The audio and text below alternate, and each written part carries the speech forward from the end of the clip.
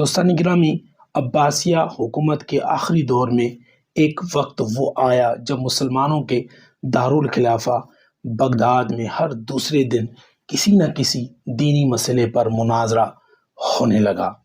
جلد ہی وہ وقت بھی آ گیا جب ایک ساتھ ایک ہی دن میں بغداد کے الگ الگ چوراہوں پر الگ الگ مناظرے ہو رہے تھے۔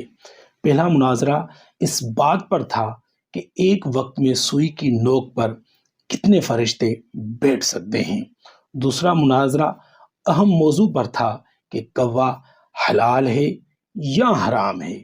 تیسرے مناظرے میں یہ تکرار چل رہی تھی کہ مسواک کا شرعی سائز کتنا ہونا چاہیے۔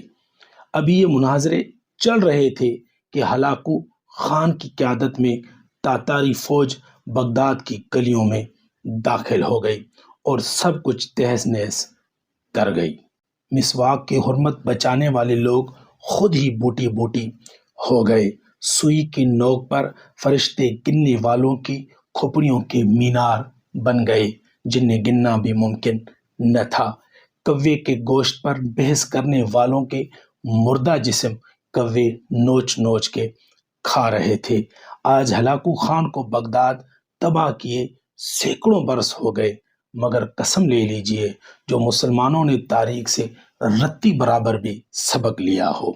آج ہم مسلمان پھر ویسے ہی مناظرے سوشل میڈیا پر یا اپنی محفلوں، جلسوں اور مسجد کے ممبر سے کر رہے ہیں کہ پاجامہ کی لمبائی ٹخنے سے کتنی نیچے یا کتنی اوپر شرعی اعتبار سے ہونی چاہیے، یا پھر مردہ سن سکتا ہے یا نہیں سن سکتا، امام کے پیچھے سورہ فاتح پڑھنا جائز ہے کہ نہیں، قوالی مشاعرے کرنا ہمارے مذہبی فرائض میں شامل ہونے لگے۔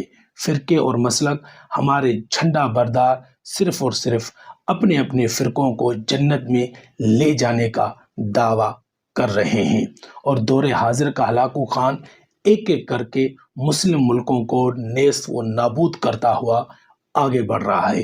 افغانستان، لیبیا، عراق، فلسطین اور شام کے بچوں کی کٹی پھٹی لاشوں کی گنتی کرنے والا کوئی نہیں۔ بے گناہوں کی کھوپڑیوں کے مینار پھر بنائے جا رہے ہیں۔ فلسطین اور کشمیر کی حالت زار ایسی ہے کہ زاروں قطار رو کر بھی دل ہلکا نہیں ہوتا۔ آدم علیہ السلام کی نسل کے نوجوانوں، بوڑھوں اور بزرگوں کی لاشوں کو کوے نوچ نوچ کے کھا رہے ہیں۔ حوا کی بیٹیاں اپنی عصمت چھپانے اور امت کی چادر کا کونا تلاش کر رہی ہیں، اور ہم خاموشی سے اپنی باری کا انتظار کر رہے ہیں۔ اگر ہم انہی باتوں میں الجھے رہے تو دشمن نے یہ نہیں دیکھنا کہ کس کی داڑھی چھوٹی ہے اور کس کا پاجامہ ٹخنوں سے نیچے ہے۔ جنگ میں دشمن کی گولی شیعہ، سنی، دیوبندی، اہل حدیث، حیاتی مماتی کا فرق نہیں کرتی۔